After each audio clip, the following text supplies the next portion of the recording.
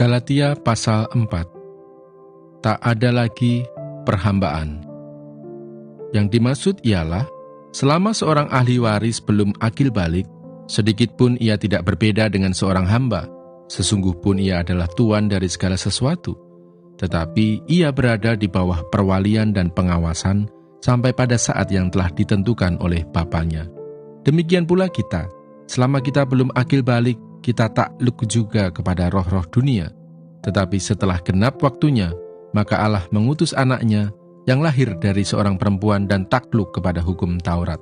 Ia diutus untuk menebus mereka yang takluk kepada hukum Taurat, supaya kita diterima menjadi anak. Dan karena kamu adalah anak, maka Allah telah menyuruh roh anaknya ke dalam hati kita yang berseru, "Ya Aba, ya Bapa." Jadi kamu bukan lagi hamba, melainkan anak. Jikalau kamu anak, maka kamu juga adalah ahli waris oleh Allah. Dahulu, ketika kamu tidak mengenal Allah, kamu memperhambakan diri kepada Allah-Allah yang pada hakikatnya bukan Allah. Tetapi sekarang, sesudah kamu mengenal Allah, atau lebih baik, sesudah kamu dikenal Allah, bagaimanakah kamu berbalik lagi kepada roh-roh dunia yang lemah dan miskin, dan mau mulai memperhambakan diri lagi kepadanya? Kamu dengan teliti memelihara hari-hari tertentu, bulan-bulan, masa-masa yang tetap, dan tahun-tahun. Aku khawatir kalau susah payahku untuk kamu telah sia-sia. Ingatlah akan hubungan kita yang semula. Aku minta kepadamu, saudara-saudara, jadilah sama seperti aku, sebab aku pun telah menjadi sama seperti kamu. Belum pernah kualami sesuatu yang tidak baik daripadamu. Kamu tahu bahwa aku pertama kali telah memberitakan Injil kepadamu oleh karena aku sakit pada tubuhku. Sungguh pun demikian keadaan tubuhku itu yang merupakan pencobaan bagi kamu, namun kamu tidak menganggapnya sebagai sesuatu yang hina dan yang menjijikkan. Tetapi kamu telah menyambut aku, sama seperti menyambut seorang malaikat Allah, malahan sama seperti menyambut Kristus Yesus sendiri. Betapa bahagianya kamu pada waktu itu. Dan sekarang, di manakah bahagiamu itu? Karena aku dapat bersaksi tentang kamu, bahwa jika mungkin, kamu telah mencunggil matamu dan memberikannya kepadaku. Apakah dengan mengatakan kebenaran kepadamu, aku telah menjadi musuhmu? Mereka dengan giat berusaha untuk menarik kamu, tetapi tidak dengan tulus hati, karena mereka mau mengucilkan kamu, supaya kamu dengan giat mengikuti mereka. Memang baik kalau orang dengan giat berusaha menarik orang lain dalam perkara-perkara yang baik, asal pada setiap waktu dan bukan hanya bila aku ada di antaramu. Hai anak-anakku, karena kamu aku menderita sakit bersalin lagi, sampai rupa Kristus menjadi nyata di dalam kamu.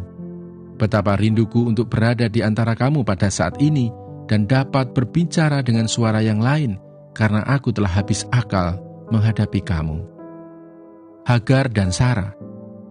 Katakanlah kepadaku, hai kamu yang mau hidup di bawah hukum Taurat, tidakkah kamu mendengarkan hukum Taurat? Bukankah ada tertulis bahwa Abraham mempunyai 2 anak, seorang dari perempuan yang menjadi hambanya dan seorang dari perempuan yang merdeka. Tetapi anak dari perempuan yang menjadi hambanya itu diperanakkan menurut daging, dan anak dari perempuan yang merdeka itu oleh karena janji.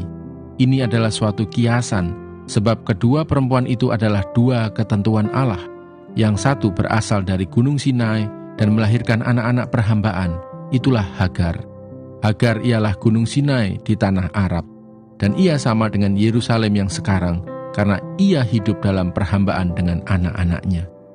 Tetapi Yerusalem surgawi adalah perempuan yang merdeka, dan ialah ibu kita, karena ada tertulis, "Bersukacitalah, hai si mandul yang tidak pernah melahirkan. Bergembira dan bersorak-sorailah, hai engkau yang tidak pernah menderita sakit bersalin. Sebab yang ditinggalkan suaminya akan mempunyai lebih banyak anak daripada yang bersuami. Dan kamu, saudara-saudara, kamu seperti Ishak, adalah anak-anak janji.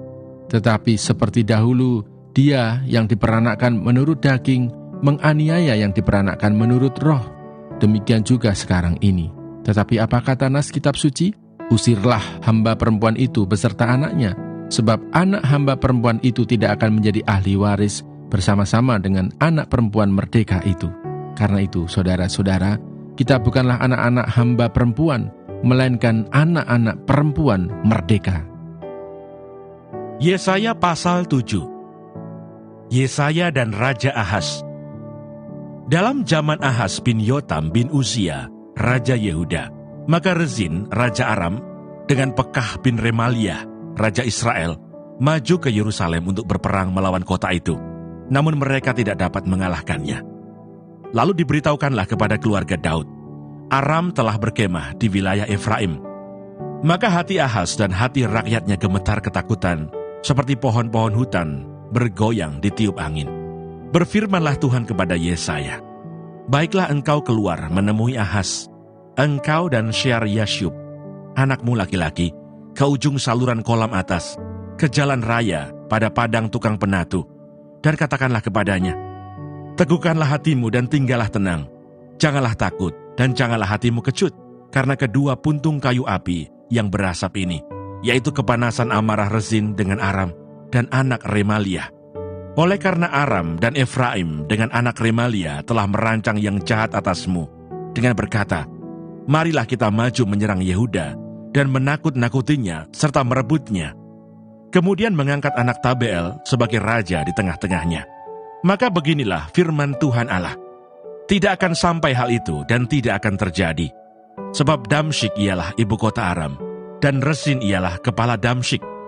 Dalam 65 tahun, Efraim akan pecah, tidak menjadi bangsa lagi. Dan Samaria ialah ibu kota Efraim, dan anak Remaliah ialah kepala Samaria. Jika kamu tidak percaya sungguh, kamu tidak teguh jaya. Pemberitaan mengenai Immanuel. Tuhan melanjutkan firman-Nya kepada Ahaz, katanya, mintalah suatu pertanda dari Tuhan Allahmu. Biarlah itu sesuatu dari dunia orang mati yang paling bawah, atau sesuatu dari tempat tertinggi yang di atas. Tetapi Ahaz menjawab, aku tidak mau meminta, aku tidak mau mencobai Tuhan. Lalu berkatalah Nabi Yesaya, baiklah dengarkan, hai keluarga Daud. Belum cukupkah kamu melelahkan orang, sehingga kamu melelahkan Allahku juga? Sebab itu Tuhan sendirilah yang akan memberikan kepadamu suatu pertanda. Sesungguhnya, seorang perempuan muda mengandung dan akan melahirkan seorang anak laki-laki. Dan ia akan menamakan dia Immanuel. Ia akan makan dadih dan madu, sampai ia tahu menolak yang jahat dan memilih yang baik. Sebab sebelum anak itu tahu menolak yang jahat dan memilih yang baik, maka negeri yang kedua rajanya engkau takuti akan ditinggalkan kosong. Tuhan akan mendatangkan atasmu dan atas rakyatmu dan atas kaum keluargamu hari-hari seperti yang belum pernah datang sejak Efraim menjauhkan diri dari Yehuda, yakni Raja Asyur. Pada hari itu akan terjadi, Tuhan bersuit memanggil lalat yang ada di ujung anak-anak sungai Nil, dan memanggil lebah yang ada di tanah Asyur, dan semuanya akan datang hinggap di lembah-lembah yang terjal, dan di celah-celah bukit-bukit batu, di segala pagar duri, dan di segala tanah pengembalaan. Pada hari itu dengan pisau cukur yang dipinjam dari seberang sungai Efrat, yakni Raja Asyur, Tuhan akan mencukur kepala dan bulu paha. Bahkan pisau itu akan melenyapkan janggut juga. Pada hari itu, setiap orang akan memiara seekor lembu betina yang muda dan 2 ekor domba. Dan karena banyaknya susu yang dihasilkan, mereka akan makan dadih. Sungguh, dadih dan madu akan dimakan oleh setiap orang yang masih tinggal di dalam negeri. Pada hari itu setiap tempat, di mana biasanya tumbuh 1000 pohon anggur, dan yang berharga 1000 shikal perak, akan menjadi tempat putri malu dan rumput. Orang pergi ke sana terpaksa membawa anak-anak panah dan busur, sebab putri malu dan rumput belaka seluruh negeri itu. Dan engkau tidak berani pergi ke segala lereng gunung yang biasanya dicangkul, karena takut akan putri malu dan rumput. Di situ hanya lembu dan domba akan berkeliaran. Yesaya pasal 8. Anak Nabi sebagai tanda. Berfirmanlah Tuhan kepadaku, ambillah sebuah batu tulis besar, dan tulislah di atasnya dengan tulisan biasa, Maher Shalal Hasbas. Maka aku memanggil 2 saksi yang dapat dipercaya, yaitu Imam Uria dan Zakaria bin Zeberekiah. Kemudian aku menghampiri istriku. Ia mengandung dan melahirkan seorang anak laki-laki. Lalu berfirmanlah Tuhan kepadaku, namailah dia Maher Shalal Hasbas. Sebab sebelum anak itu tahu memanggil Bapa, Ibu, maka kekayaan Damsyik dan jarahan Samaria akan diangkut di depan Raja Asyur. Penyerbuan Asyur ke Yehuda. Tuhan melanjutkan lagi firman-Nya kepadaku. Oleh karena bangsa ini telah menolak air Shiloah yang mengalir lamban dan telah tawar hati terhadap Resin dan anak Remalia, sebab itu sesungguhnya Tuhan akan membuat air sungai Efrat yang kuat dan besar meluap-luap atas mereka, yaitu Raja Asyur dengan segala kemuliaannya. Air ini akan meluap melampaui segenap salurannya, dan akan mengalir melampaui segenap tebingnya, serta menerobos masuk ke Yehuda, ibarat banjir yang meluap-luap hingga sampai ke leher, dan sayap-sayapnya yang dikembangkan akan menutup seantero negerimu, ya Immanuel. Ketahuilah, hai bangsa-bangsa, dan terkejutlah. Perhatikanlah, ya segala pelosok bumi. Berikat pingganglah dan terkejutlah. Berikat pingganglah dan terkejutlah. Buatlah rancangan, tetapi akan gagal juga. Ambillah keputusan, tetapi tidak terlaksana juga, sebab Allah menyertai kami. Yesaya terpaksa bersembunyi. Sebab beginilah firman Tuhan kepadaku, ketika tangannya menguasai aku, dan ketika ia memperingatkan aku, supaya jangan mengikuti tingkah laku bangsa ini.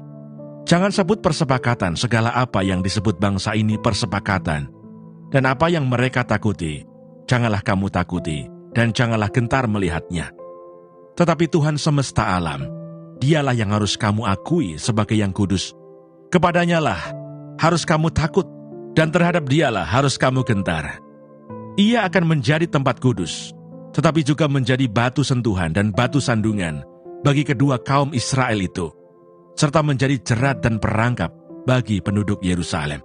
Dan banyak di antara mereka akan tersandung, jatuh dan luka parah, tertangkap dan tertawan. Aku harus menyimpan kesaksian ini dan memeteraikan pengajaran ini di antara murid-muridku, dan aku hendak menanti-nantikan Tuhan yang menyembunyikan wajahnya terhadap kaum keturunan Yakub. Aku hendak mengharapkan Dia. Sesungguhnya, aku dan anak-anak yang telah diberikan Tuhan kepadaku adalah tanda dan alamat di antara orang Israel dari Tuhan semesta alam yang diam di Gunung Sion. Dan apabila orang berkata kepada kamu, mintalah petunjuk kepada arwah dan roh-roh peramal yang berbisik-bisik dan komat kamit, maka jawablah, bukankah suatu bangsa patut meminta petunjuk kepada Allahnya? Atau haruskah mereka meminta petunjuk kepada orang-orang mati bagi orang-orang hidup? Carilah pengajaran dan kesaksian. Siapa yang tidak berbicara sesuai dengan perkataan itu, maka baginya tidak terbit fajar. Mereka akan lalu lalang di negeri itu, melarat dan lapar. Dan apabila mereka lapar, mereka akan gusar dan akan mengutuk rajanya dan Allahnya. Mereka akan menengadah ke langit dan akan melihat ke bumi, dan sesungguhnya hanya kesesakan dan kegelapan, kesuraman yang mengimpit, dan mereka akan dibuang ke dalam kabut. Kelahiran Raja Damai. Tetapi tidak selamanya akan ada kesuraman untuk negeri yang terimpit itu. Kalau dahulu Tuhan merendahkan tanah Zebulon dan tanah Naftali, maka di kemudian hari Ia akan memuliakan jalan ke laut, daerah seberang sungai Yordan, wilayah bangsa-bangsa lain. Yesaya pasal 9. Bangsa yang berjalan di dalam kegelapan telah melihat terang yang besar. Mereka yang diam di negeri kekelaman, atasnya terang telah bersinar. Engkau telah menimbulkan banyak sorak-sorak dan sukacita yang besar.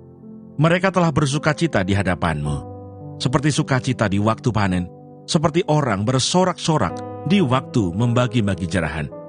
Sebab kuk yang menekannya dan gandar yang di atas bahunya, serta tongkat si penindas, telah kau patahkan seperti pada hari kekalahan Midian. Sebab setiap sepatu tentara yang berderap-derap dan setiap jubah yang berlumuran darah akan menjadi umpan api. Sebab seorang anak telah lahir untuk kita, seorang putra telah diberikan untuk kita. Lambang pemerintahan ada di atas bahunya, dan namanya disebutkan orang, Penasihat Ajaib, Allah yang perkasa, Bapa yang kekal, Raja Damai. Besar kekuasaannya, dan damai sejahtera tidak akan berkesudahan di atas tahta Daud dan di dalam kerajaannya, karena Ia mendasarkan dan mengokohkannya dengan keadilan dan kebenaran dari sekarang sampai selama-lamanya. Kecemburuan Tuhan semesta alam akan melakukan hal ini. Murka Tuhan terhadap Efraim. Tuhan telah melontarkan firman kepada Yakub dan firman-Nya itu menimpa Israel. Biarlah seluruh bangsa itu mengetahuinya, yakni Efraim dan penduduk Samaria yang berkata dengan congkaknya dan tinggi hatinya, tembok batu bata jatuh, akan kita dirikan dari batu pahat, pohon-pohon ara ditebang, akan kita ganti dengan pohon-pohon aras. Maka Tuhan membangkitkan para panglima Rezin melawan mereka dan menggerakkan musuh-musuh mereka. Orang Aram dari timur dan orang Filistin dari barat, mereka menelan Israel dengan mulut yang lebar. Sekalipun semuanya ini terjadi, murkanya belum surut dan tangannya masih teracung. Tetapi bangsa itu tidak kembali kepada Dia yang menghajarnya, dan mereka tidak mencari Tuhan semesta alam. Maka Tuhan mengerat dari Israel kepala dan ekor, batang dan ranting pada satu hari juga. Tua-tua dan orang yang terpandang, itulah kepala. Dan nabi yang mengajarkan dusta, itulah ekor. Sebab orang-orang yang mengendalikan bangsa ini adalah penyesat, dan orang-orang yang dikendalikan mereka menjadi kacau. Sebab itu Tuhan tidak bersuka cita karena teruna-teruna mereka, dan tidak sayang kepada anak-anak yatim dan janda-janda mereka. Sebab sekaliannya mereka murtad dan berbuat jahat, dan setiap mulut berbicara bebal. Sekalipun semuanya ini terjadi, murkanya belum surut, dan tangannya masih teracung. Sebab kefasikan itu menyala seperti api, yang memakan habis putri malu dan rumput, lalu membakar belukar di hutan, sehingga tonggak asap berkepul-kepul ke atas. Oleh karena murka Tuhan semesta alam, terbakarlah tanah itu, dan bangsa itu menjadi makanan api. Seorang pun tidak mengasihani saudaranya. Mereka mencakup ke sebelah kanan, tetapi masih lapar. Mereka memakan ke sebelah kiri, tetapi tidak kenyang. Setiap orang memakan daging temannya. Manasye memakan Efraim, dan Efraim memakan Manasye. Dan bersama-sama mereka melawan Yehuda. Sekalipun semuanya ini terjadi, murkanya belum surut, dan tangannya masih teracung. Demikianlah pembacaan firman Tuhan hari ini. Tuhan Yesus memberkati.